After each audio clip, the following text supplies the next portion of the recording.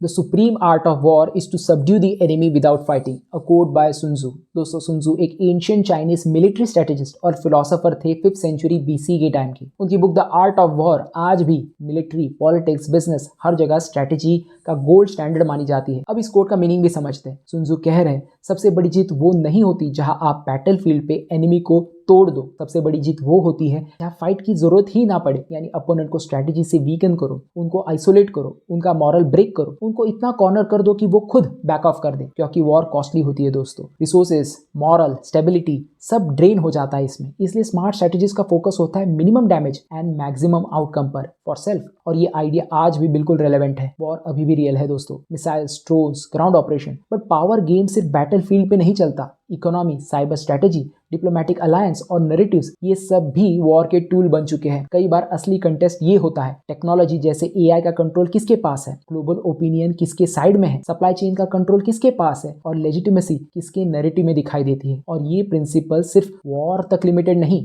Politics में strongest leader वो नहीं जो अपोजिशन को फोर्स से क्रश करे। स्ट्रॉन्गेस्ट लीडर वो होता है जो कोलिजन बनाता है, पब्लिक को कन्विंस करता है और लेजिटिमेसी इतनी बिल्ड कर देता है कि रेजिस्टेंस अपने आप वीक हो जाता है।